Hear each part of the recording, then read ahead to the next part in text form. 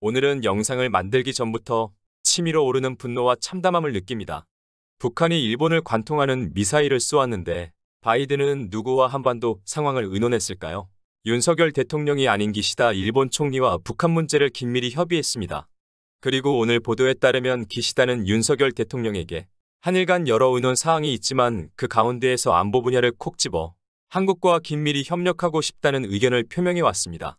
미국과 일본이 동시에 브리핑하는 내용을 한국은 보았을 것이다. 북한 문제와 남북 문제에서 과거와 다르게 이제는 미국이 한국이 아닌 일본에 의지한다. 일본이 하자는 대로 하는 것이 미국의 의향이고 미국은 한반도 문제에서 한국과 결정할 사안이 이제 없으니 일본이 원하는 대로 한국이 협조해라. 그것이 미국 뜻이다. 그것입니다.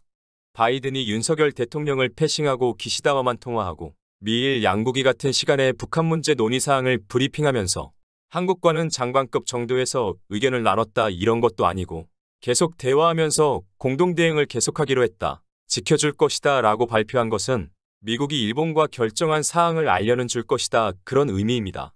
바이든이 5월에 방한하면서 일본 언론이 난리가 났었습니다. 왜 일본보다 먼저 가느냐는 것이었습니다. 우리 정부와 언론, 국민들도 왠지 모를 뿌듯한 기분을 느꼈습니다. 이때까지만 해도 바이든은 문재인 정부를 대하듯이 대한민국과 윤석열을 존중하려는 마음이었을 것입니다. 그런데 문재인 전 대통령과의 만남이 불발되고 만나보니 알아서 벌벌기는 모습에서 한심하기도 했지만 이전 정부와 자신이 공유했던 모든 가치를 윤석열이 부정하는 모습에서 환멸을 느낀 것입니다. 가치를 논할 상대가 아니라 힘으로 누르면 되는 놈이라는 걸 알게 된 것입니다. 바이든의 변화된 모습을 보게 된 대표적인 모습이 나토에서의 노루각수입니다.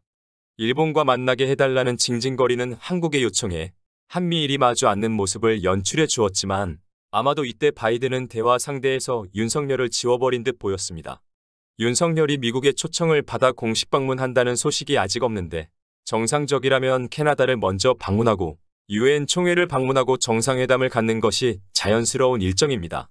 어찌되었든 미국은 우리에게 가장 중요한 외교 상대이니까요. 그런데 왜 이런 일정이 이루어지지 않았을까요? 영국에서의 장례식이 돌발 변수로 나타나기 전에 미국과 캐나다 일정은 이미 확정된 상태였습니다. 확인할 수는 없지만 이러저러한 이유로 미국에서 한국 정부 요청을 피하고 있다 보는 것이 합리적일 것입니다.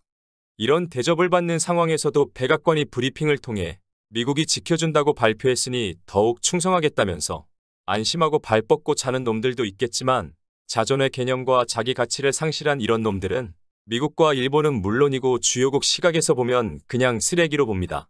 어느 나라 정상이 쓰레기 취급받는 자를 자신과 동일 선상에 놓고 존중하고 곁에 두고 함께 의논하려고 하겠습니까? 바이든이 여러 다자외교 무대에서 윤석열의 노룩 악수를 청하면서 말 한마디 섞는 걸 고의로 피하려는 모습을 보이는 것도 우연한 일이 아니고 아주 의도된 일이라는 것이고 일본 총리 기시다가 굴욕적인 장소를 거명하며 장소를 지정한 것도 우연이 아니고 캐나다 총리가 정상회담에서 윤석열에게 직접 비속어를 거론한 것도 우연이 아니며 정해진 정상회담 시간을 넘겨 일방적으로 회담 취소를 통보했던 나토 사무총장이나 핀란드 총리의 행동도 우연이 아닙니다. 이번 48초 한미정상 환담할 때도 모두가 보신 것처럼 윤석열이 상대해주지 않는 바이든 뒤를 계속 따라다니다가 어거지로 그나마 만들어낸 48초라는 걸 우리는 알고 있습니다. 어떤 꼴을 당해도 찍소리도 못하는 등신이라고 각인된 것이지요. 일본 총리가 공개적으로 반대했지만 트럼프는 G7의 한국 초청을 번복하지 않았고 한 걸음 더 나가 한국을 참여시켜 G10이나 G11으로 다시 만들자고 주장했습니다. 한국을 참여시키는 문제에서 반대하는 국가도 일본 빼고는 없었습니다. 바이든 대통령이 공식석상 발언을 통해 문재인 대통령을 보면서 문재인 대통령이 왔으니 이젠 모든 것이 다 잘 될 것이라 말했던 2021년 영국에서 열린 G7 정상회담의 대한민국 위상이나 다자외교 현장에서 물밀듯이 밀려드는 정상회담 제안을 골라받으면서 응하지 못해 미안하다면서 양해를 구했던 것이나 친한파라 불리는 이들은 자국에서 대접을 받았고 한국에 거주하는 알베르토 같은 방송인들은 한국 소식을 송출하면서 자국에서 귀한 대접을 받게 되었습니다. 이런 일들이 벌어졌던 시기는 바로 얼마 전입니다. 친한파라 불리는 이들이 아직도 자국에서 대접을 받고 있을까요? 한국인임이 뿌듯하다는 수많은 교포들이 지금은 창피해서 못 살겠다고 하소연하고 있습니다. 작금의 대한민국 대통령의 모습은 정말로 억장이 무너집니다. 박근혜 전 대통령도 탄핵되기 이전까지 윤석열처럼 외신으로부터 조롱받은 적이 없습니다. 1948년 대한민국이 수립되고 이제 겨우 수평적 외교관계 기초를 만들었는데 다름 아닌 우리 정부의 뻘짓과 무능과 무시, 안보사대 사상으로 다시 수직구조로 돌아갔습니다. 2019년 한일 지소미아 파기 문제가 불거졌을 때 미국이 원하는 한미일 군사공조 체제가 수평적 구조가 아닌 미일 안의 순으로 수직적 체계를 미국이 원한다는 영상을 많이 올려드렸었는데 미국이 한반도를 바라보는 시각이 정확히 6년 전에 미국으로 돌아간 것입니다. 누구나 아는 것처럼 2021년까지 일본은 북한 문제에서 철저히 소외당했습니다. 일본에서 트럼프와 바이든의 온갖 알랑방귀를 뀌어댔지만 때로는 정면으로 미국을 반대하면서 트럼프의 심기를 건드려 미국산 옥수수 재고를 몽땅 떠안기도 하면서 미국을 설득하려 했지만 이재명의 대장동 관련 로비를 했지만 CR도 안 먹혔다는 남욱 변호사의 말처럼 트럼프와 바이든은 일본의 희망을 거들떠보지도 않았습니다. 적어도 한반도 문제와 북핵 문제에서만큼은 문재인 정부 시절에는 너무도 당연하게 한미 간 채널이 중심이 되었고 아시아 외교 무대에서 적어도 일본과 동급, 어쩌면 일본보다 우선시되는 나라로 한국 위상이 올라갔었는데 정권이 바뀐 지 불과 5개월 만에 한국의 국제적 위상이 변화된 것입니다. 윤석열 정부는 훼손된 한미동맹이 복원되었다고 말하지만 내용을 들여다보면 수평적 관계가 수직적 관계로 변화된 것이고 오늘은 동맹국 미국에게 사실상 동반자로서 인정받지 못하고 일본의 굴욕적인 자세를 요구받게 된 처참해진 한국의 위상을 다루면서 열받고 있습니다. 정권이 바뀌고 대한민국 정부에 의해서 한반도 지형이 변했습니다. 가장 먼저 미국과 일본이 인정하고 한국에 의지했던 북한에 대한 정보, 북한 수뇌부의 생각, 북한 내부의 근황, 북한이 중국과 추진하려는 전략에서 한국이 우위에 있다고 여길 근거가 사라졌습니다. 북한 당국과의 모든 소통 채널이 끊겼기 때문입니다. 두 번째는 한국의 목소리가 사라진 것입니다. 한국의 목소리가 사라진 것은 우리 주장이 사라졌다는 것인데 미국과 일본에 우리 정부가 어떤 주장을 했다. 그런 뉴스를 들어보신 적이 없을 것입니다. 미국과 일본의 주장을 듣고 고개를 조아리거나 제발 예쁘게 봐달라고 징징대는 모습만 우리는 보았습니다. 주장이 사라진 것을 넘어서서 미국 정책을 일방적으로 추종하고 미일 군사력에 의존하겠다는 노골적인 의지를 표명함으로써 미국이 한국에 별도로 관심을 기울이거나 존중할 필요가 사라졌다는 것을 의미합니다. 미국과 일본이 무엇을 하든 한미동맹이 굳건하다는 발표만 해주면 만족하는 정부가 한국에 들어섰기 때문입니다. 윤석열 정부의 가장 큰 잘못은 자주 개념을 상실한 것입니다. 문재인 정부 시절엔 미국과 이견이 없던 부분은 동맹관계를 유지하면서 경제 산업 분야에서도 협력을 강화하지만 서로의 다른 입장을 존중하고 특히 북한과 중국 문제에서 미국을 일방적으로 추종하는 자세를 취하지 않았습니다.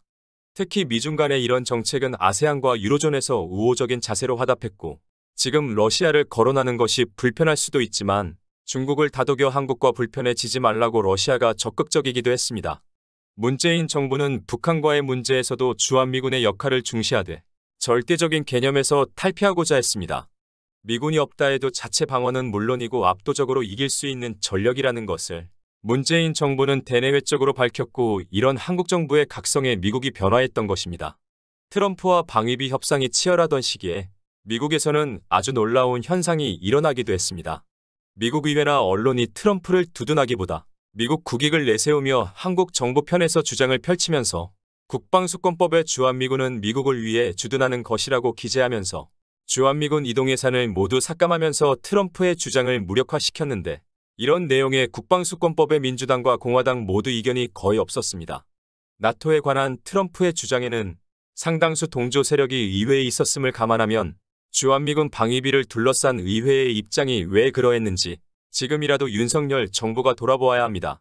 당시 미국 의회, 안보 전문가, 언론에서 우려했던 것은 한국 정부가 행여 트럼프의 발언을 핑계로 여론을 움직여 주한미군 주둔 무용론을 일으킬까 두려워하면서 한국의 눈치를 보면서 선제적으로 전방위적으로 움직였던 것입니다. 북미 간 핵전쟁 위협이 치달을 때 문재인 정부는 평창올림픽을 기회로 삼았는데 일순간의 분위기를 반전시키며 평화 분위기를 만들어내고 남북정상회담과 북미회담을 주도하면서 대한민국은 자신의 문제를 주도할 수 있는 나라로 처음으로 세계로부터 인정받는 나라가 되었고 일본의 수출 규제를 극복하면서 달라진 면모를 보이더니 코로나 팬데믹에서 비교할 수 없는 방역 성과를 내고 경제, 군사, 문화에서 국격이 상승하면서 더 이상 힘으로 누를 나라가 아님을 미국은 인정했습니다. 바꿔 말하면 한국을 지속적으로 접촉하면서 의견을 들어주고 존중하지 않으면 대한민국이 다른 선택을 할 수도 있는데 그것은 미국의 국익에 심대한 손해를 줄 수 있고 대한민국과 관계를 공고히 하면 할수록 미국의 이익이라는 인식이 자리 잡은 것입니다. 미국이 바라보는 대한민국의 위상이 변하자 세계 주요국의 시각이 변했습니다. 대통령의 신임을 받는 누군가를 실세라고 평하고 대접하는 것처럼 국제무대에서 미국이 내린 평가, 그 중에서도 평화나 선의에 관련된 것에서 많은 나라가 동조하고 자연스럽게 수용하게 됩니다. 문재인 대통령은 물론이고 해외를 순방하는 장차관들이 받는 대우에서도 어지간한 나라에서는 국빈급의 대접을 받으며 활동할 수 있었습니다. 우리나라 장차관이 미국을 방문하면 격에 맞는 상대가 나왔으며 특정한 분야가 아닌 국방부, 국무부, 백악관의 주요 인사와 의논했고 주미 한국 대사의 발언 하나하나에 미국이 촉각을 곤두세울 정도로 미국은 민감했습니다.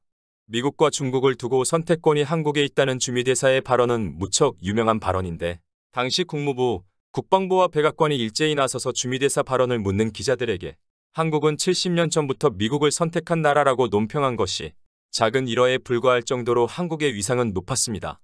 2018년 말에 트럼프가 이런 말을 했습니다.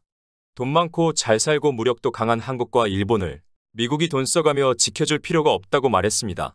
트럼프가 방위비를 더 받아내기 위해서 내뱉은 말이라고 당시에 많은 국내 전문가들이 해석을 했지만 트럼프는 대통령이 되기 전에도 이런 주장을 많이 했습니다.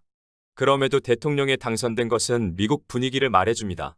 이제는 미국의 부담을 줄이고 한국의 핵무장을 승인하고 동북아의 축으로 삼아야 한다는 주장도 적지 않습니다. 미국은 한국을 그렇게 평가하고 있는데 그 평가를 유일하게 부정하는 곳이 윤석열 정부와 여당입니다. 한국 정부의 부정을 미국이 굳이 부정할 이유가 없습니다. 윤석열 정부가 원하는 대로 미국의 입장이 다시 오바마 시절로 돌아갔습니다. 한반도 정세를 관리하는 주체를 미국을 대리하여 일본에게 맡기는 한국은 당사자임에도 당사자 지위를 인정받지 못하는 신세로 전락하고 있습니다. 한미 연합훈련 중에는 도발하지 않는다.